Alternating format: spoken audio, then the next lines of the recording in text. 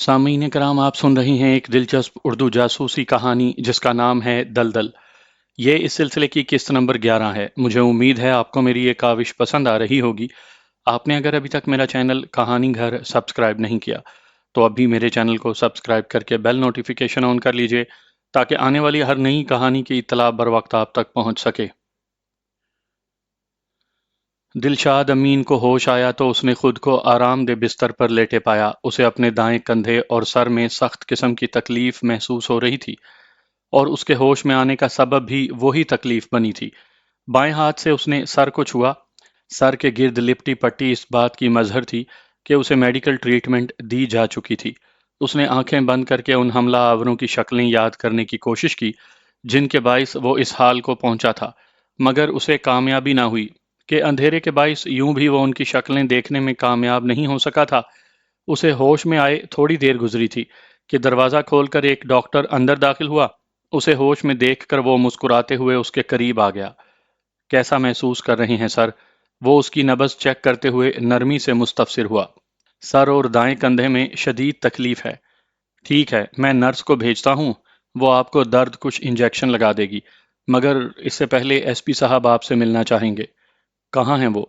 आपके होश में आने का इंतजार कर रहे हैं। मुझे कितनी देर बाद होश आया है? 3 दिन के बाद। 3 दिन? उसके लहजे में हैरानी थी। जी सर, बहुत ज्यादा खून बह जाने की वजह से आपकी जान खतरे में थी। इसके अलावा दाएं बाजू और कंधे में लगी गोलियां निकालने के लिए भी ऑपरेशन करना पड़ा। अलबत्ता ये आपकी खुशकिस्मती है कि तीसरी गोली सिर्फ आपके सर को छूते हुए गुजर गई थी, वरना दूसरी सूरत में हम आपसे हाथ धो बैठते। मेरी वाइफ कहाँ है? इस बारे में आपको एसपी साहब बतलाएंगे। क्या मतलब? दिलशाद अमीन घबरा गया था। सर, घबराने की कोई बात नहीं, वो बिल्कुल खैरियत से हैं, लेकिन आपको दुश्मनों के हमले से महफूज रखने के लिए उनसे भी ये जगह पोशीदा रखी गई है। एसपी साहब को बुलाएं ना। डॉक्टर के तसल्ली देने के बावजूद दिलशाद अमीन के लहजे में परेशानी की झलक थी। मैं उन्हें फोन करता हूँ। डॉक्टर ने जेब से मोबाइल फोन निकाल लिया। क्या वो यहाँ पर मौजूद नहीं? सर, बताया तो है कि आपको 3 दिन के बाद होश आया है। वो रोजाना सुबह शाम चक्कर लगाते हैं। अभी 1.5 घंटा हुआ है उन्हें यहाँ से गए हुए। उसे जवाब देने के दौरान वो एसपी साहब का नंबर भी डायल करता रहा। राब्ता होते ही वो बोला, सर जी, इंस्पेक्टर साहब को होश आ गया है। जाने एसपी साहब ने क्या जवाब दिया कि वो जवाबन बोला, जी सर, और फिर शायद एसपी साहब ने राब्ता मुनक़ता कर दिया कि वो मोबाइल जेब में डालकर दिलशाद अमीन से मुखातिब हुआ, एसपी साहब आ रहे हैं। जवाबन दिलशाद अमीन ने सर हिलाने पर इक्तफा किया, मगर यह सर हिलाना उसके लिए काफी तकलीफ दह साबित हुआ था, जिसके आसार वाजिया तौर पर उसके चेहरे पर जाहिर हुए, जिन्हें देखकर डॉक्टर साहब जल्दी से बोला, प्लीज जनाब, सर को हरकत देने से गुरेज करें। बेख्याली में ऐसा हो गया डॉक्टर साहब। वो फीकी मुस्कुराहट से बोला, ठीक है, मैं चलता हूँ। किसी भी किस्म की तकलीफ महसूस करें तो तपाई पर यह इलेक्ट्रिक घंटी पड़ी है, इसे बजा देना। डॉक्टर उसकी तवज्जो बेड के साथ पड़ी तपाई के ऊपर रखी बेल की तरफ मबजूल करवाने लगा। एसपी साहब के जाने के बाद यहाँ मुस्तकिल तौर पर एक नर्स तैनात की जाएगी। पहले क्यों नहीं की?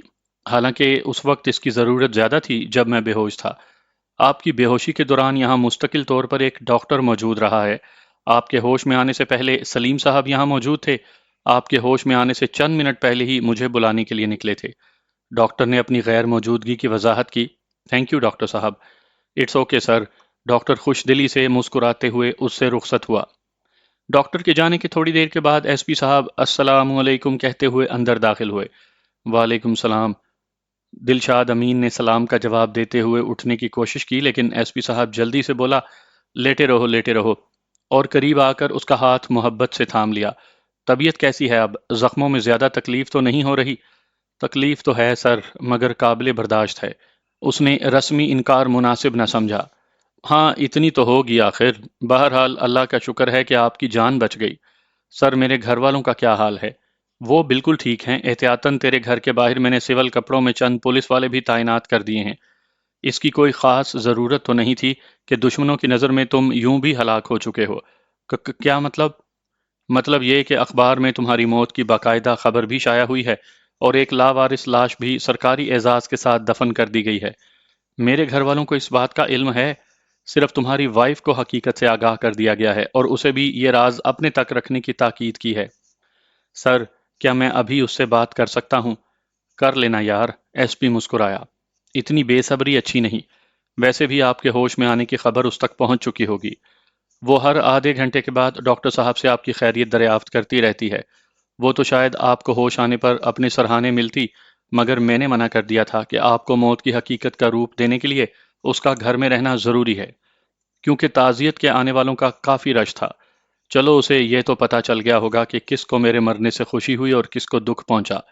دلشاد نے مسکراتے ہوئے کہا۔ جواباً ایس پی بھی مسکرا دیا۔ سر وہ فنگر پرنٹس کے بارے میں پتا چلا تھا، ابھی تھوڑی دیر پہلے ہی رپورٹ موصول ہوئی ہے۔ کس کے ہیں سر؟ دلشاد نے بے صبری سے پوچھا۔ سپاہی مکرم کے۔ سپاہی مکرم؟ اسے گرفتار کر لیا ہے سر، حوالدار خورشید اس کی تلاش میں ہے، وہ اسی دن سے غائب ہے۔ بہرحال کب تک چھپے گا، اسی سے ہی ساری بات معلوم ہوگی سر۔ تجھے حملہ آوروں کا کوئی اندازہ نہیں ہوا کہ کون ہو سکتے ہیں؟ نہیں سر، ایک تو رات کا ٹائم تھا، دوسرے گولی لگنے کے بعد مجھے ہوش نہیں رہا۔ آرام کرو، باتیں تو کافی ہیں لیکن ڈاکٹر نے کہا ہے کہ آپ کو زیادہ سے زیادہ آرام کی ضرورت ہے۔ ایس پی کھڑا ہو گیا اور چند دن گھر والوں سے ملاقات کرنے کی کوشش نہ کرنا، کیونکہ ہو سکتا ہے کسی دشمن نے ان پر نظر رکھی ہو، وہ اس کا تعاقب کرتے ہوئے یہاں تک پہنچ سکتے ہیں۔ میں خود اس بارے میں بڑی احتیاط سے کام لے رہا ہوں۔ سر، جب میری موت کی خبر مشتہر کر دی ہے تو پھر جب ہم میں کالی بھیڑیں موجود ہوں گی تو تیرا کیا خیال ہے، یہ راز راز رہ سکے گا؟ پھر اس ڈرامے کا تو کوئی فائدہ نہ ہوا سر۔ اپنی جانب سے تو میں نے کوشش کی تھی کہ کسی کو خبر نہ ہو، مگر جب سے مکرم کے بارے میں پتا چلا ہے، محسوس ہوتا ہے کہ واقعی اس کا کوئی خاص فائدہ نہیں رہا۔ بہرحال یہ میرا گمان ہے، ہو سکتا ہے ایسا نہ ہو، لیکن پھر بھی میں تجھے احتیاط کا مشورہ دوں گا۔ بس چند دن فون پر گزارا کر لو۔ ٹھیک ہے سر، جیسے آپ کی مرضی۔ دلشاد نے اس سے اتفاق کیا اور ایس پی اللہ حافظ کہتا ہوا اس سے رخصت ہو گیا۔ عاطف السلام علیکم کہتے ہوئے صدیقی صاحب کے آفس میں داخل ہوا۔ وعلیکم السلام، آؤ بیٹھو عاطف۔ شکریہ سر۔ عاطف بیٹھ گیا۔ پاربتی کو رات 2 بجے کے قریب ڈرامہ کر کے فرار کروا دیا تھا اور اس وقت وہ ایک غیر متعلقہ شخص کے گھر میں ہے۔ گھر کے باہر ہمارے بندے موجود ہیں۔ اس کے لباس اور کانوں میں پہنے ٹاپس میں حساس آلات چھپا دیے گئے تھے، گو کانوں کے آلے کی رینج بہت کم ہے، مگر اس کے علاوہ آلہ چھپانے کی کوئی صورت نہیں تھی۔ لباس میں چھپے آلے کی رینج نسبتاً زیادہ ہے، مگر لباس اس نے پہلی فرصت میں تبدیل کر دینا ہے، اس لیے اس پر انحصار نہیں کیا جا سکتا تھا۔ گڈ، اچھی پیش رفت ہے۔ اور بلونت کا کیا حال ہے؟ اس کے اور پاربتی کے بیان میں کوئی خاص تضاد نہیں تھا، اس لیے فی الحال تو اسے قید رکھنے پر اکتفا کیا ہوا ہے۔ بابر سلیم کے بارے میں کیا سوچا ہے؟ اس کی نگرانی پر ایک بندہ متعین کر دیا ہے، پاربتی کا مسئلہ حل ہونے کے بعد ہی اس کے بارے میں کچھ سوچیں گے۔ بہرحال بہت سوچ سمجھ کر ہاتھ ڈالنا، اور یاد رہے اس کے بعد ہم اسے رہا کرنے کی پوزیشن میں نہیں ہوں گے۔ سر، ایسے بندے کو زندہ رہنے کا کوئی حق نہیں جو پاکستان کے حق میں میر جعفر یا میر صادق کا کردار ادا کر رہا ہو۔ عاطف، تمہارا جذبہ قابل تعریف ہے، مگر ہم جس فیلڈ میں ہیں نا، یہاں جذباتیت سے کام نہیں چلتا۔ دنیا میں سب سے زیادہ نقصان وہی اٹھاتے ہیں جو جذبات میں آ کر فیصلے کرتے ہیں۔ مثلاً یہی دیکھ لو کہ پاربتی ملک دشمن ہے، لیکن اپنے مفاد کی خاطر اسے ہم نے خود فرار کروایا ہے۔ اس لیے جیسے تم نے پاربتی کو اپنے مفاد میں استعمال کرنے کا سوچا ہے، اسی طرح بابر سلیم کے بارے میں بھی سوچو۔ میں سمجھا نہیں سر۔ حالانکہ میری بات بہت واضح ہے کہ کسی بھی ملک دشمن شخص کو ہم اس وقت ہلاک کریں جب اس سے کوئی بھی فائدہ نہ اٹھایا جا سکتا ہو۔ بابر سلیم سے ہم کیا فائدہ اٹھا سکتے ہیں سر؟ عاطف کے لہجے میں حیرانگی تھی۔ یہ تو جب وہ ہماری قید میں آئے گا تب سوچیں گے۔ فی الحال تو تمہارے ذہن کو اس سمت متوجہ کرنا چاہتا ہوں کہ تم اسے اپنے مفاد کے لیے استعمال کرنے کے بارے میں سوچتے رہو۔ ٹھیک ہے سر، میں کوشش کروں گا کہ آپ کی توقعات پر پورا اتروں۔ عاطف کرسی سے اٹھتا ہوا بولا، اس کا ارادہ پاربتی کی خیر خبر لینے کا تھا۔ مجھے بھی تم سے یہی امید ہے۔ صدیقی صاحب نے سر کے اشارے سے اسے جانے کی اجازت دی اور عاطف اسے الوداعی سلام کہتے ہوئے آفس سے نکل آیا۔ پاشا نے کراچی کی مضافاتی بستی میں ایک چھوٹا سا مکان کرائے پر لے لیا تھا۔ چندر پال تو اس بات پر مصر تھا کہ انہیں حالات سازگار ہونے تک پاکستان چھوڑ دینا چاہیے، یا کم سے کم ان دنوں کراچی کو خیر بات کہہ کر کسی دوسرے شہر جا بسنا چاہیے، مگر مرزا اتنی جلدی ہار ماننے کے لیے تیار نہیں تھا۔ اسے امید تھی کہ جتنا نقصان ہونا تھا وہ ہو چکا، اب مزید نقصان کی امید نہیں تھی کہ ایجنسی کے پاس لے دے کے بلونت اور پاربتی سے حاصل کی ہوئی معلومات تھیں جس سے وہ فائدہ اٹھا چکے تھے۔ اور مرزا بھی ایسے تمام ٹھکانوں کو خیر بات کہہ چکا تھا جو پاربتی اور بلونت کے علم میں تھے۔ اس کے ساتھ ہی اس نے حلیہ بھی تبدیل کر لیا تھا۔ گو اسے پاربتی اور بلونت پر مکمل اعتماد تھا کہ وہ حتی الوسع اپنے راز چھپانے کی کوشش کریں گے، مگر اس کے ساتھ وہ آئی ایس آئی کے تفتیشی طریقے سے بھی آگاہ تھا کہ وہ ایسے لوگ تھے جو پتھروں کو بھی بولنے پر مجبور کرنے کی صلاحیت رکھتے تھے۔ سر، آج آپ وکرم سے ملنے جائیں گے؟ چندر پال اسے اخبار بند کرتے دیکھ کر مستفسر ہوا۔ لازمی بات ہے بھائی، اس کے بغیر تو چارہ نہیں، ہم اپنے بندوں سے قطع تعلق نہیں کر سکتے نا۔ سر، ہو سکتا ہے کہ وہ کسی کی نظروں میں آ گیا ہو اور اس کی وجہ سے ہم بھی دھر لیے جائیں۔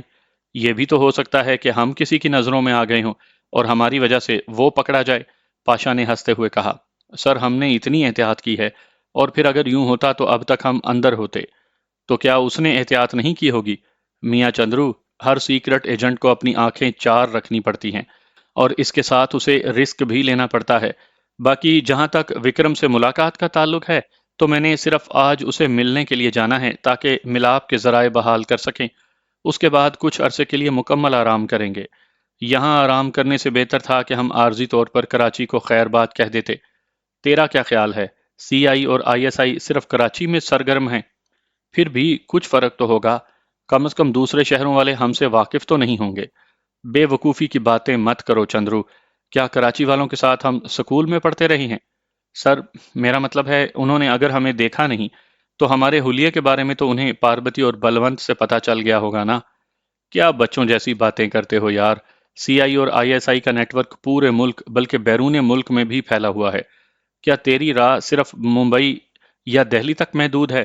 تم خود راہ کے ایجنٹ ہو اور اپنی دھرتی سے اتنی دور پاکستان میں بیٹھے ہو۔ ہم اگر اپنے لمحہ لمحہ کی رپورٹ اپنے بڑوں تک پہنچا سکتے ہیں تو ان کے لیے کیا مشکل ہے؟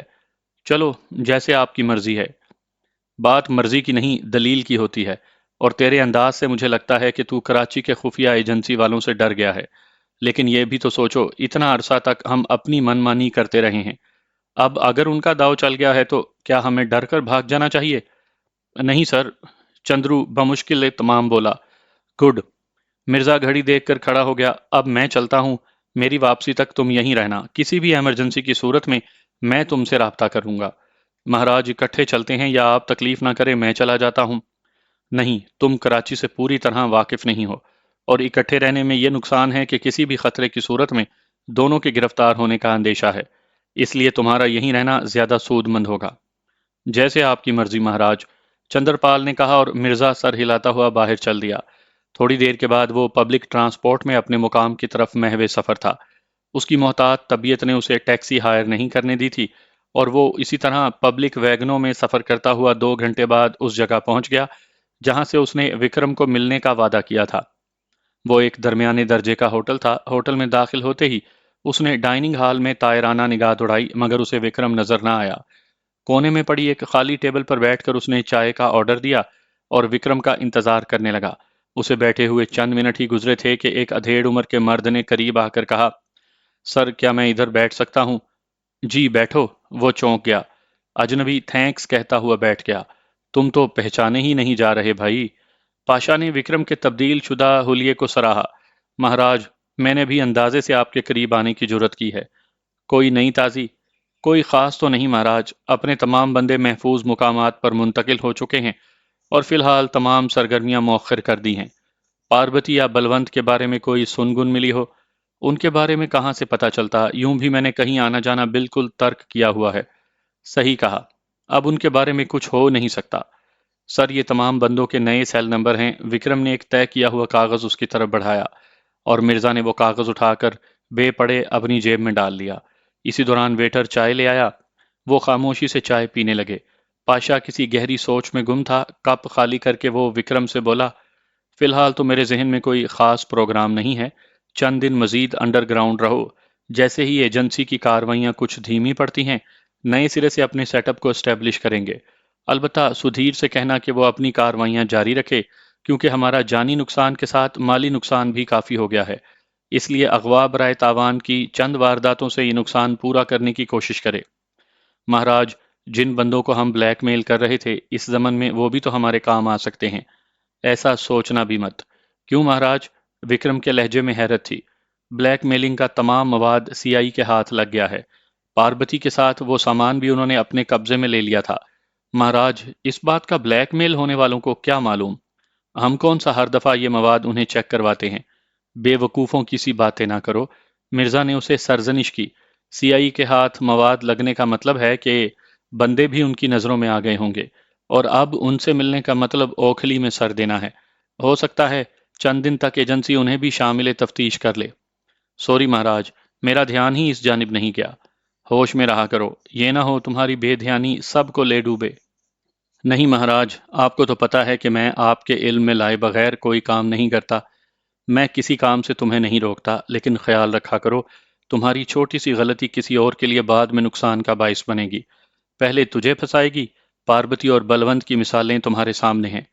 آئندہ خیال رکھوں گا مہاراج۔ ٹھیک ہے، اب تم جا سکتے ہو، اور اگر سدھیر کو مدد کی ضرورت ہو تو اس کا ہاتھ بٹانا۔ ویسے تو وہ اپنے کام میں ماہر ہے، لیکن پھر بھی حالات کی وجہ سے شاید وہ تھوڑا خوفزدہ ہو، تو اسے حوصلہ دے دینا، اور فون پر حتی الوسع گفتگو سے پرہیز کرنا۔ جب تک کوئی خاص بات نہ ہو مجھ سے بات کرنے کی ضرورت نہیں۔ اور وکرم ٹھیک مہاراج کہتا ہوا رخصت ہوا۔ اس کے جانے کے تھوڑی دیر بعد وہ بھی اٹھ کر ہوٹل سے باہر آ گیا۔ چائے کی پیمنٹ یوں بھی وکرم نے کر دی تھی۔ آئیں تھانے دار صاحب، شیر خان نے مکرم کا پرتپاک طریقے سے استقبال کیا۔ شرمندہ تو نہ کریں شیر خان بھائی، میں کب سے تھانے دار ہو گیا؟ یار ہمارے لیے تو تم تھانے دار ہونا، کیونکہ جس کام کی جرت تھانے دار کو نہیں ہوتی وہ آپ بے خوفی سے کر گزرتے ہیں۔ اس لحاظ سے تو آپ تھانے دار سے بہتر ہوئے۔ بس ذرہ نوازی ہے سیٹھ صاحب کی اور آپ کی، ورنہ میں کس قابل ہوں؟ اچھا بیٹھو اور یہ بتاؤ چلے گا کیا؟ بیئر، وسکی، شیری یا کچھ اور؟ فی الحال تو صرف چائے۔ یہ چیزیں رات کو ہی بھلی لگیں گی۔ ہاں ہاں، شیر خان نے فرمائشی کہا لگایا۔ رات تو بڑی دور ہے شیر خان بھائی، آپ کو تو پتا ہے کہ یہ چیزیں ہمیں کبھی کبھی ہی دستیاب ہوتی ہیں۔ یہ نہ ہو رات تک ہوش ہی نہ آئے۔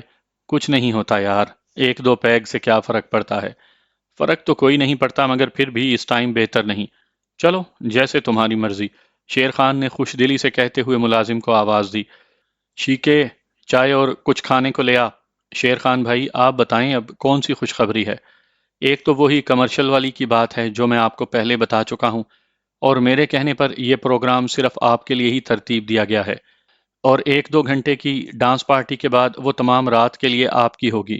بلکہ سیٹھ صاحب تو کہہ رہے تھے کہ اگر مکرم کا جی ایک رات میں نہ بھرے تو مزید ایک رات کے لیے اسے روک دیا جائے۔ دوسرا، سیٹھ صاحب نے تمہیں 5 لاکھ روپے دینے کا حکم بھی دیا ہے۔ سچ شیر خان بھائی؟ مکرم نے ندیدوں کی طرح ہونٹوں پر زبان پھیری۔ 100% سچ، شیر خان کا لہجہ اعتماد سے پر تھا۔ اس کے لیے مجھے کیا کرنا پڑے گا؟ کچھ نہیں، یہ تمہارا انعام ہے۔ بہت بہت مہربانی شیر خان بھائی۔ نہیں یار، یہ تیرا حق تھا۔ اب یہ بتاؤ کہ تھانے میں کسی سے بات ہوئی ہے؟ نہیں، میں نے تو موبائل سے وہ کنیکشن ہی نکالا ہوا ہے جس کا نمبر ان کے پاس ہے۔ تو پھر تجھے پتا کیسے چلے گا کہ تھانے میں کیا ہو رہا ہے؟ اس میں پتا چلنے کی بات کیا ہے؟ یہ تو 2 اور 2 4 کا معاملہ ہے۔ گلاسوں پر میری انگلیوں کے نشانات سب تھے، اور مجھے یقین ہے کہ ابھی تک انہیں پتا چل گیا ہوگا کہ مجرم کون ہے۔ پھر بھی یار کسی سے تو رابطہ کر کے پتا کر لیتے۔ ابھی کر لیتے ہیں، یہ کون سی بڑی بات ہے؟ مکرم جیب سے سیل فون نکالتے ہوئے بولا۔ کنیکشن بدلی کر کے اس نے ایک نمبر ڈائل کیا۔ شرافت، کیا حال ہے؟ رابطہ ہوتے ہی وہ مستفسر ہوا۔ حال ٹھیک نہیں ہے بھائی، تم کہاں غائب ہو؟ سارا پولیس اسٹیشن تیری تلاش میں سرگرداں ہے۔ خیر تو ہے؟ خیر کہاں، ان گلاسوں پر تیرے فنگر پرنٹ ملے ہیں، اور ایس پی صاحب نے حکم جاری کر دیا ہے کہ تم جہاں کہیں بھی ملو تجھے گرفتار کر لیا جائے۔ اس لیے جتنی جلدی ہو سکے واپس آ کر صفائی پیش کر دو۔ شرافت، یہ کام میں نے نہیں کیا ہے یار۔ میرے ماننے نہ ماننے سے کیا ہوتا ہے بھائی؟ یہ بات کسی سینئر سے کہو۔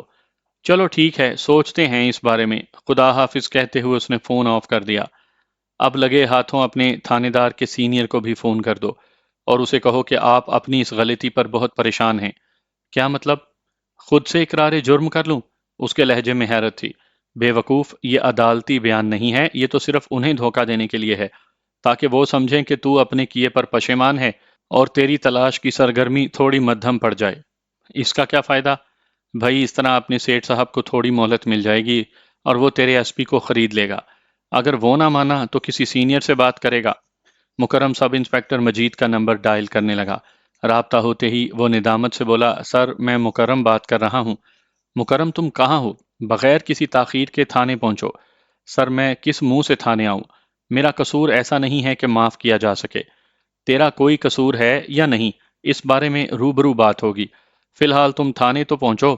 سر میں بہت شرمندہ ہوں اور آپ کا سامنا نہیں کر سکتا۔ بے وقوف، اس طرح بھاگ جانے سے تم اپنے جرم کو مزید سنگین کر لو گے۔ تیرے خلاف کسی نے مقدمہ درج نہیں کروایا۔ ایس پی صاحب سے مل کر اسے ساری بات بتلا دو، انہیں تو اصل مجرم کی تلاش ہے۔ تیرا اس نے اچار ڈالنا ہے، تھوڑی سی سرزنش کر کے چھوڑ دے گا، زیادہ سے زیادہ چند ماہ کے لیے معطل ہی کرے گا نا۔ تیرے جرم کے لحاظ سے یہ کوئی اتنی بڑی سزا نہیں۔ سر مجھے سوچنے کے لیے 1-2 دن کی مہلت دے دو، اس کے بعد میں خود حاضر ہو جاؤں گا۔ اہم کانہ باتیں مت کرو مکرم، اس میں سوچنے کی کیا بات ہے؟ سر یہ میری عزت اور زندگی کا سوال ہے، میں جو بھی قدم اٹھاؤں گا کچھ سوچ کر ہی اٹھاؤں گا۔ یہ کہتے ہی اس نے سب انسپکٹر مجید کی بات سنے بغیر رابطہ منقطع کر کے موبائل آف کر دیا۔ گڈ، اب کم سے کم وہ 1-2 دن تو تیرا انتظار کریں گے نا۔ اور ہاں، اپنے گھر والوں کو، مطلب اپنی وائف وغیرہ کو تو نے اس بارے میں اعتماد میں لیا تھا یا نہیں لیا تھا؟ نہیں یار، یہ عورتوں سے شیئر کرنے کی بات تو نہیں ہے نا۔ چائے پیو، ٹھنڈی ہو رہی ہے، اس کے بعد سیٹھ صاحب سے ملنے کے لیے جائیں گے۔ وہ پتہ نہیں آپ سے کوئی بات کرنا چاہتا ہے۔ سیٹھ صاحب نے بھی اسی کے متعلق بات کرنی ہوگی۔ چائے کا کپ اپنی جانب کھسکاتے ہوئے اس نے رائے ظاہر کی۔ لگتا تو ایسے ہی ہے، شیر خان نے بات کو گول مول کیا۔ تھوڑی دیر بعد وہ کار میں محو سفر تھے۔ سیٹھ صاحب کا بنگلہ تو اس طرف نہیں ہے؟ مکرم پیچھے کی طرف اشارہ کرتے ہوئے بولا۔ ہاں، لیکن اس وقت وہ ساحل سمندر پر اپنے ہٹ میں موجود ہیں، کیونکہ وہ نہیں چاہتے کہ تمہارے اور اس کے درمیان جو تعلق ہے اس سے کوئی واقف ہو۔ مکرم نے سر ہلانے پر اکتفا کیا۔ گھنٹہ ڈیڑھ کے سفر کے بعد وہ ساحل پر پہنچ چکے تھے۔ کار کے شیشے کالے رنگ کے تھے، اس لیے مکرم بڑی بے فکری سے بیٹھا تھا۔ کار میں ان دونوں کے علاوہ شیر خان کے 2 باڈی گارڈز بھی موجود تھے۔ شیر خان گاڑی کو ساحل کے بارونق حصے میں روکنے کے بجائے ویران حصے کی جانب لے گیا۔ ایک جگہ کار روک کر وہ بولا، چلو نیچے اترو۔ مگر یہاں تو کوئی ہٹ نہیں ہے۔ اس کے لہجے میں حیرانی تھی۔ ہٹ بھی نظر آ جائے گا میری جان، نیچے تو اترو۔ شیر خان خود نیچے اتر گیا، باقی تمام بھی نیچے آ گئے۔ مکرم، مجھے بہت افسوس سے یہ کہنا پڑ رہا ہے کہ تمہاری سانسیں پوری ہو چکی ہیں۔ گو تجھے قتل کرنے کو جی نہیں چاہ رہا، مگر کیا کریں کہ تمہاری زندگی ہماری موت ہے۔ اس لیے دوست، ہمیں معاف کر دینا۔ البتہ کوئی آخری خواہش ہو تو بتلا سکتے ہو۔ یہ کیا مذاق ہے؟ مکرم کی زبان لڑکھڑا گئی تھی۔ خوف کی شدت سے اس کا رنگ پیلا پڑ گیا تھا۔ نہیں، یہ حقیقت ہے بھائی، اسی کو جرم کہتے ہیں۔ ہمیں جان بچانے کے لیے تیری بلی دینی پڑے گی۔ شیر خان نے جیب سے 30 بور پسٹل نکال کر اس کے قریب کیا۔ کچھ خدا کا خوف کریں شیر خان بھائی۔ پسٹل کو دیکھ کر اس کی ٹانگیں لرزنے لگی تھیں۔ اس مرتبہ اس کی بات کا جواب دینے کے بجائے شیر خان نے پسٹل کی نال مکرم کی کن پٹی سے لگائی، جو دہشت سے کانپ رہا تھا، اور پھر بغیر کسی تاخیر کے ٹریگر پریس کر دیا۔ زوردار دھماکے سے وہ اچھل کر نیچے گرا اور تھوڑا سا تڑپنے کے بعد ہر قسم کے تفکرات سے آزاد ہو گیا۔ شیر خان نے جیب سے رومال نکال کر پسٹل سے اپنی انگلیوں کے نشانات صاف کیے اور پسٹل مکرم کے دائیں ہاتھ میں پکڑوا دیا۔ اس تمام کاروائی میں چند منٹ سے زیادہ دیر نہیں لگی تھی۔ اس کی تلاشی لو۔ دونوں گارڈز میں سے ایک نے آگے بڑھ کر اس کی تلاشی لی۔ بٹوا، موبائل اور 1-2 غیر اہم چیزوں کے علاوہ کچھ نہ ملا۔ تلاشی لینے والے نے وہ چیزیں شیر خان کی طرف بڑھا دیں۔ وہ بٹوے کی تلاشی لے کر وہ چیزیں واپسی تلاشی لینے والے کے حوالے کرتے ہوئے بولا، یہ واپس اسی کی جیب میں ڈال دو۔ باڈی گارڈ نے وہ سامان مکرم کی جیبوں میں ڈال دیا۔ اب چلو۔ اس نے مکرم کی لاش پر الوداعی نگاہ ڈالی اور تمام لوگ کار میں بیٹھ کر اسی راستے سے واپس مڑ گئے جس طرف سے وہ آئے تھے۔ روڈ کے قریب آتے ہی پاربتی بھاگنے کے بجائے پیدل چلنے لگی۔ پہلے تو اس کا ارادہ اسی طرح پیدل چلتے ہوئے اس علاقے سے دور نکل جانے کا تھا، مگر پھر روڈ پر رواں ٹریفک دیکھتے ہوئے اس کی نیت بدل گئی اور روڈ پر چڑھتے ہی اس نے لفٹ کے لیے ہاتھ کھڑا کر دیا۔ گو رات کا وقت تھا، مگر پھر بھی الیکٹرک پول نے ماحول کو اتنا روشن کیا ہوا تھا کہ کار ڈرائیور اس کی جنس پہچان لیتے۔ کار کی ہیڈ لائٹس بھی اس میں مددگار ثابت ہوئیں اور پہلی کار ہی اس کے قریب آ کر رک گئی۔ وہ ڈرائیور سے پوچھے بغیر بڑے اعتماد سے فرنٹ سیٹ کا دروازہ کھول کر اس کے ساتھ بیٹھ گئی۔ اسے علم تھا کہ اس کی صورت دیکھنے کے بعد ڈرائیور میں اتنی ہمت نہیں ہونی تھی کہ اسے لفٹ دینے سے انکار کرتا۔ آپ کو تھوڑی دور تک زحمت دوں گی، وہ اپنی جانب متوجہ ڈرائیور کی آنکھوں میں جھانکتے ہوئے لگاوٹ بھرے لہجے میں بولی۔ اگر محسوس نہ کریں تو مجھے دوسرے چوک پر اتار دینا۔ کیوں نہیں، کیوں نہیں، وہ تھوک نگلتا ہوا بولا۔ پاربتی کو دیکھ کر اس کے چہرے پر جو آثار ظاہر ہوئے تھے وہ اس مفلس جیسے تھے جس نے قیمتی خزانہ دیکھ لیا ہو۔ پاربتی کے لبوں پر مسکراہٹ کھل گئی۔ کچھ دیر کار میں خاموشی چھائی رہی، مگر وہ زیادہ دیر پاربتی سے لا تعلق نہ رہ سکا اور مستفسر ہوا، آپ اس ٹائم اکیلی کیوں گھوم رہی ہیں؟ جانتی نہیں جوان لڑکی کا اس ٹائم گھومنا بہتر نہیں ہوتا؟ وہ فلسفیانہ لہجے میں بولی، جب زندگی در بدر کر دے اور اپنے دشمن بن جائیں تو پھر کسی سے کیا ڈرنا؟ بڑی دکھی لگ رہی ہیں۔ آپ کا نام کیا ہے؟ اخلاق حسین۔ تو اخلاق صاحب، بات یہ ہے کہ جب والدین فوت ہو جائیں، کوئی قریبی رشتہ دار بھی نہ ہو اور ایک جوان لڑکی کسی پر بوجھ بن جائے تو اس سے زیادہ دکھ کسے کہتے ہیں؟ اوہ، بہت افسوس ہوا یہ سب کچھ سن کر کہ آپ کا کوئی نہیں۔ ایسے حالات میں آپ کو شادی کر لینی چاہیے تھی۔ شادی؟ اخلاق صاحب، مجھ جیسی لڑکی سے کون شادی پر تیار ہوگا؟ جھوٹی محبت جتلانے والے بہت ہیں، مگر کوئی ایسا نہیں جو ہمیشہ کے لیے ہاتھ تھامنے پر راضی ہو، ساری زندگی کا سہارا بنے۔ آپ تو لاکھوں میں ایک ہیں، آپ کو تو کئی چاہنے والے مل جائیں گے۔ کئی نہیں، مجھے تو ایک ہی چاہیے۔ کئی تو موجود ہیں مگر صرف وقت گزارنے والے۔ آپ اس ٹائم کہاں جا رہی ہیں؟ اس کے پاس شاید پاربتی کی بات کا جواب موجود نہیں تھا۔ میں اپنا مقدر آزمانے جا رہی ہوں۔ کیا مطلب؟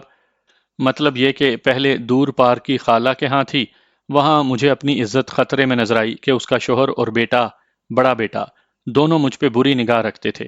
بات یہیں تک محدود رہتی تو غنیمت تھا۔ آج بدقسمتی سے خالہ گھر میں حاضر نہیں تھی، اپنی شوہر کے ساتھ کسی شادی میں گئی تھیں۔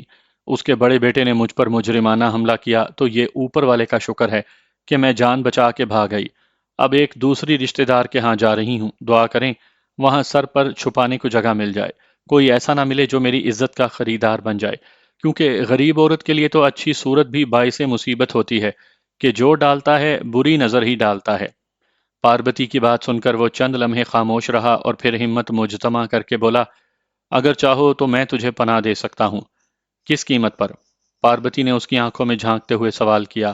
چونکہ اس وقت گاڑی سرخ اشارے پر رکی ہوئی تھی اس لیے وہ اس کی جانب متوجہ تھا۔ قیمت؟ کیا مطلب قیمت کا؟ اخلاق صاحب، جب آپ مجھے ٹھکانہ مہیا کریں گے تو یوں ہی تو نہیں کریں گے نا، اس کی کوئی قیمت تو چاہیں گے۔ تو پیسے وغیرہ تو میرے پاس ہیں نہیں، اور عزت کا سودا میں کر نہیں سکتی۔ تیسری صورت کیا ہوگی؟ پاربتی کا انداز ایسا تھا جیسے وہ مردوں سے بہت زیادہ الرجک ہو۔ گھر کا کام کاج کر دیا کر دینا۔ اگر تعلیم یافتہ ہو تو میرے دفتر میں جاب کر لینا۔ تعلیم تو ہے تھوڑی بہت، لیکن دفتر سے گھر کا کام کاج بہتر رہے گا۔ ٹھیک ہے۔ وہ اس کے یوں آسانی سے مان جانے پر خوشی سے چہکا۔ اس کا مطلب ہے اب آپ میرے ساتھ ہی جائیں گی؟ جی، وہ سر جھکاتے ہوئے بولی۔ مجھے تو سر چھپانے کو ٹھکانا چاہیے۔ باقی جس کے پاس میں جا رہی تھی وہ کون سا میرا قریبی رشتہ دار ہے، بس تھوڑی بہت جان پہچان تھی، اسی کے آسرے وہاں جا رہی تھی۔ آدھے گھنٹے کے سفر کے بعد وہ اس کے گھر پہنچ گئے۔ وہ ایک چھوٹا سا خوبصورت سا بنگلہ تھا۔ گاڑی پورچ میں کھڑی کر کے وہ پاربتی کو ساتھ لیا اندرونی عمارت کی طرف بڑھ گیا۔ پاربتی کو چوکیدار کے علاوہ کوئی بندہ اس بنگلے میں نظر نہ آیا تو وہ پوچھے بنا نہ رہ سکی، آپ کی بیگم صاحبہ اور بچے نظر نہیں آ رہے؟ میں نے شادی ہی نہیں کی تو بچے کہاں سے آئیں گے؟ ابھی تک آپ نے شادی نہیں کی؟ پاربتی کے لہجے میں حقیقی حیرانی تھی، اور اس کی وجہ اخلاق کی عمر تھی کہ وہ کسی بھی طرح 40 سال سے کم کا دکھائی نہیں دیتا تھا۔ بس کوئی ایسی ملی ہی نہیں جو شادی کے قابل ہوتی۔ کیا مطلب؟ چھوڑو مس، یہ ایک لا حل بحث ہے۔ تم یہ بتاؤ کہ کھانا کھایا ہے یا باورچی کو اٹھاؤں؟ نہیں، کھانا تو میں نے کھا لیا ہے، بس آرام کرنے کے لیے کوئی جگہ بتا دیں۔ آئیں۔ وہ اسے لے کر ایک کمرے میں داخل ہوا۔ یہ میرا بیڈ روم ہے، آپ یہاں آرام کریں، میں آج ڈرائنگ روم میں سو جاؤں گا۔ کیوں، اتنے بڑے کمرے میں دو آدمی نہیں سو سکتے؟ وہ معصومیت سے بولی۔ سو تو سکتے ہیں مگر آپ کے ساتھ ایک کمرے، میرا مطلب ہے آپ ایک جوان لڑکی ہیں اور پہلے بھی مردوں کی ستائی ہوئی ہیں، یہ نہ ہو آپ مجھے بھی ان میں شمار کرنے لگ جائیں۔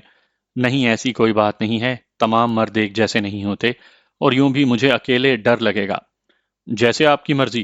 اخلاق خوش ہو گیا۔ پاربتی مردوں کو ہینڈل کرنے کے فن سے اچھی طرح واقف تھی۔ اس نے کافی دن وہاں گزارنے تھے اور یہ دن وہ موج مستی میں گزارنا چاہتی تھی۔ اس دوران اس نے مرزا کی تلاش جاری رکھنی تھی۔ جیسے ہی اس سے ملاقات ہوتی تو وہ یہ جگہ چھوڑ دیتی۔ عاطف نے خود جا کر اس بنگلے کا جائزہ لیا جس میں پاربتی نے پناہ لی ہوئی تھی۔ ایک وقت میں اس نے 3 بندے نگرانی کے لیے مقرر کر دیے تھے تاکہ وہ کسی بھی سمت سے بھاگ نہ سکے۔ تمام بندے الرٹ تھے۔ وہاں سے مطمئن ہو کر وہ آفس میں واپس آ گیا اور عرفان، عمران اور حمید کو سامنے بٹھا کر وہ ان سے موجودہ صورتحال پر مشورہ لینے لگا۔ مجھے نہیں لگتا کہ پاربتی جلدی وہاں سے نکلنے کی کوشش کرے گی۔ جب تک کہ حالات اس کے موافق نہیں ہو جاتے وہ ہماری تلاش کی سرگرمیاں مدھم پڑنے کا انتظار کرے گی، اور ہم اس کی نگرانی کے علاوہ کچھ نہیں کر سکتے۔ اس لیے میں چاہتا ہوں کہ پاربتی کی نگرانی کے ساتھ بابر سلیم کا بھی کوئی بندوبست کر لیں۔ ٹھیک ہے سر، عمران نے اس کی تائید کی، باقی دونوں نے بھی اس بات میں سر ہلا دیا۔ پھر بتاؤ کیا کریں، لیکن یہ ذہن میں رہے کہ اس کے خلاف ہم سرکاری سطح پر کوئی قدم بھی نہیں اٹھا سکتے۔ کیوں سر؟ وہ ایک مجرم ہے، اور مجرم جس عہدے پر ہو مجرم ہوتا ہے۔ عمران کے لہجے میں حیرانی تھی۔ کاش کہ ہم ہر مجرم کو عدالت کے کٹہرے میں کھڑا کر سکتے۔ بابر سلیم نہ صرف ایک اعلیٰ عہدے پہ فائز ہے، بلکہ اس کے ساتھ حکمران جماعت بھی شامل ہے۔ اس پر سرکاری طور پر ہاتھ ڈالنا انتہائی مشکل ہوگا، ہنگامہ کھڑا ہو جائے گا، اور بدقسمتی سے آج کل ہماری ساری سیاست اسی بات پر چل رہی ہے۔ تو پھر اس کا محاسبہ کیسے ہوگا؟ حمید مستفسر ہوا۔ یہی سوچنے کے لیے تو آپ کو اکٹھا کیا ہے کہ مشورے سے کوئی لایا عمل تیار کر لیں۔ بدر صاحب نے غیر سرکاری طور پر اسے قابو کرنے کی اجازت تو دے دی ہے، تو پھر آسان طریقہ یہی ہے کہ اسے اغوا کر لیتے ہیں، عرفان نے مشورہ دیا۔ بے وقوف، یہی تو میں پوچھ رہا ہوں کہ کیسے اغوا کریں کہ ہمارے اوپر کوئی شک نہ کرے اور یہ واردات کسی دوسرے کے کھاتے میں چلی جائے۔ عمران نے مشورہ دیتے ہوئے کہا، سر، پہلے تو یہ چیک کرنے کی ضرورت ہے کہ آیا اس کی کسی سے دشمنی وغیرہ ہے کہ نہیں، اور اگر ہے تو دشمن اس کا ہم پلڑا ہے یا کوئی عام بندہ ہے، تاکہ ہم اس کے کاندھے پر بندوق رکھ کر فائر کر سکیں۔ گڈ، اچھی تجویز ہے، لیکن بالفرض اس کا کوئی دشمن نہ ہوا تو پھر؟ حمید جھٹ بولا، پھر اغوا برائے تاوان؟ یہ بھی صحیح ہے، مگر اس کے ساتھ یہ بھی ذہن میں رہے کہ ایک مرتبہ اسے گرفتار کرنے کے بعد ہم اسے آزاد نہیں کر سکیں گے، اور اگر ہمارے تاوان کے مطالبے پر اس کے ورثاء منہ مانگی قیمت ادا کرنے پر راضی ہو گئے تو پھر تو اسے ہلاک کرنے کا کوئی بہانہ نہیں رہے گا۔ عمران بولا، سر، ہم اتنی رقم کا مطالبہ کریں گے کہ وہ ادائیگی نہ کر سکیں۔ صحیح ہو گیا، اس سے بہتر مشورہ کسی نے نہیں دیا، تو اسی پر عمل کریں گے۔ سر، کیوں نہ اسے دہشت گردوں کے ہاتھوں مروا دیں؟ عرفان بولا، اس کا واسطہ ہی نہیں دہشت گردوں سے، بلکہ دیکھا جائے تو وہ انہی کے لیے تو کام کرتا ہے۔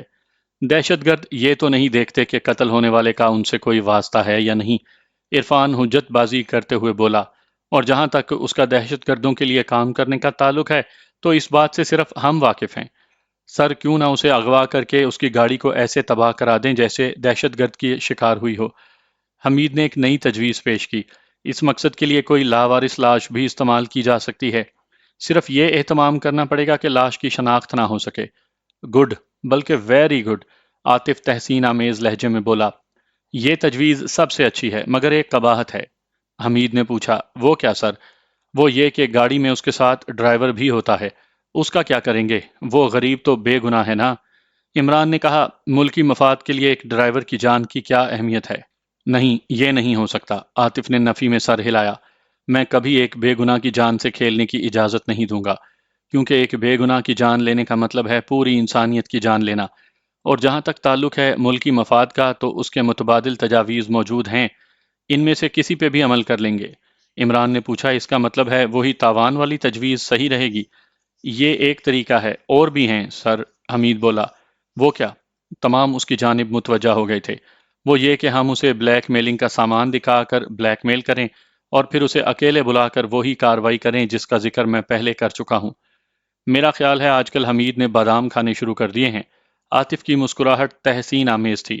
نہیں سر، یہ آپ کی صحبت کا اثر ہے، حمید جوابی مسکراہٹ سے بولا۔ اس تجویز سے کسی کو اختلاف؟ عاطف نے اس انداز میں استفسار کیا جیسے وہ خود اس تجویز سے متفق ہو۔ کیوں نہ سر اس کے دشمن کے متعلق معلومات حاصل کر لیں کہ آیا اس کا کوئی دشمن ہے یا نہیں، اگر ہوا تو پھر اس کے دشمن کا نام استعمال کر کے اس کے خلاف کاروائی کریں۔ اس کے برعکس ہونے کی صورت میں حمید کی تجویز پر عمل کر لیں گے۔ عمران اپنی پہلی تجویز کو دہرانے لگا، نہیں، وہ لمبی کہانی ہے، یہی حمید والی تجویز بہتر رہے گی۔ عرفان بولا، سر، میں تو کہتا ہوں کہ سیدھے طریقے سے اسے ہلاک کر دیتے ہیں، آخر وہ ہمارے کس کام کا ہے، اور اس کے پاس ایسی کون سی معلومات ہیں جو ہمیں درکار ہوں؟ نہیں، یہ تو خیر بالکل ہی غلط ہے۔ اس سے معلومات تو کافی لینی ہے کہ وہ اس گروپ کو کون کون سی معلومات فراہم کر چکا ہے، اور اس کے علاوہ بھی کسی تنظیم سے اس کے روابط ہیں کہ نہیں۔ سب سے بڑھ کر اس کے علاوہ اور کوئی آفیسر جو اس کام میں ملوث ہو جس کے بارے میں وہ جانتا ہو، وغیرہ وغیرہ۔ عمران نے کہا اس کا مطلب ہے حمید کی تجویز پر اتفاق ہو گیا ہے۔ فی الحال تو یہی ارادہ ہے، کیونکہ جتنی تجاویز پیش ہوئی ہیں سب سے بہتر مجھے یہی لگی ہے۔ صدیقی صاحب سے بھی مشورہ کر لیتے، ہو سکتا ہے اس کے ذہن میں بھی اس سے بہتر کوئی تجویز ہو۔ عمران شاید ذہنی طور پر اس تجویز سے متفق نہیں تھا۔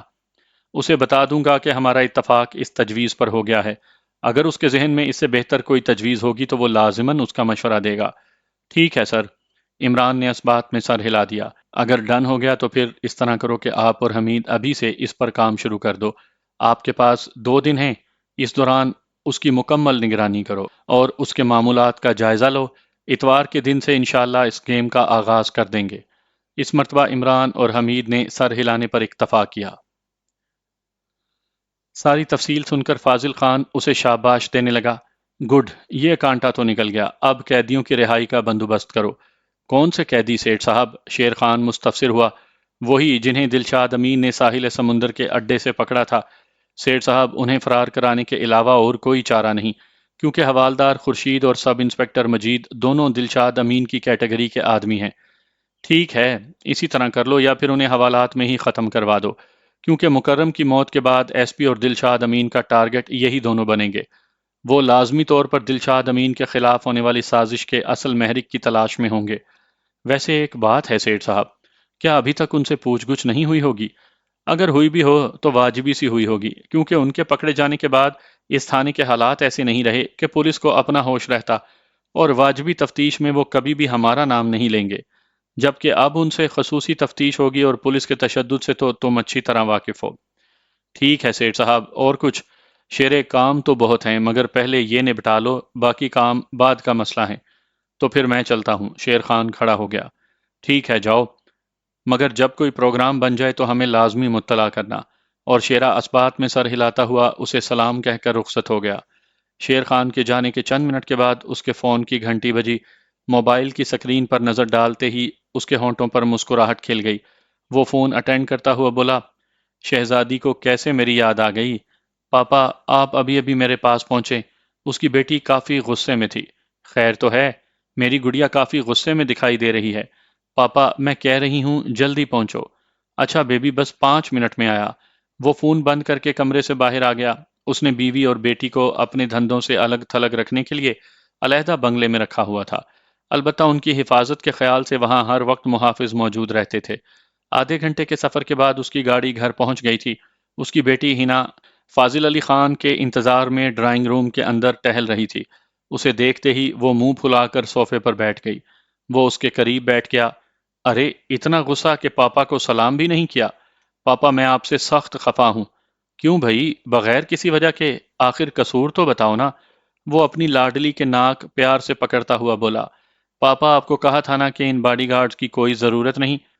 کیا کر دیا گارڈز نے؟ ہم ان کی کھال کھینچ کر اس میں بھوس بھر دیں گے۔ کیا فائدہ پاپا، میری جو بے عزتی ہونی تھی وہ ہو چکی۔ آخر کچھ پتا تو چلے۔ پاپا آج ایک نئے آنے والے اسٹوڈنٹ نے مجھ سے لائبریری کا پتہ پوچھا تو سچل اور سانول نے اس غریب کی بے عزتی کی اور تھپڑ بھی مارے، حالانکہ وہ غریب مجھے جانتا ہی نہیں تھا۔ فاضل کا کہا بلند ہوا۔ بیبی یہ تو ہمارا آرڈر ہے کہ جو شخص بھی ہماری گڑیا کے قریب آنے کی کوشش کرے اس کی پٹائی کی جائے۔ آخر حکمران اور رعایا میں کچھ تو فرق ہونا چاہیے نا۔ اگر ہم یہ سب نہ کریں تو ہمیں تو سب آنکھیں دکھانے لگ جائیں گے، بلکہ یہ بھی ہو سکتا ہے کہ کل کو کوئی بھیک منگا ہی ہماری شہزادی کا رشتہ لے کر آ جائے۔ پاپا یہ تو ٹھیک نہیں نا۔ پتا ہے پیٹھ پیچھے لوگ ڈرامے کرتے ہیں، کوئی پرستان کی شہزادی کہتا ہے تو کوئی جنات کی ملکہ، اور یہ سب انہی باڈی گارڈز کی وجہ سے کہا جاتا ہے۔ پیٹھ پیچھے تو صدر مملکت کو بھی باتیں ہوتی ہیں، کوئی سامنے کہے تو مانوں۔ اور جہاں تک تعلق ہے شہزادی کہنے کا، تو شہزادی تو ہماری بیٹی ہے ہی۔ یہ بات تو اگر وہ سامنے بھی کہیں تو ہم انہیں کچھ نہیں کہیں گے۔ پاپا وہ سچ مچ تھوڑی کہتے ہیں، وہ تو تنزیہ کہتے ہیں۔ میری جان، یہ غریب لوگ صرف پیٹھ پیچھے باتیں کر کے اپنے دل کا بوجھ ہلکا کرتے ہیں، تو کرنے دو، اس سے ہمارا کیا جاتا ہے۔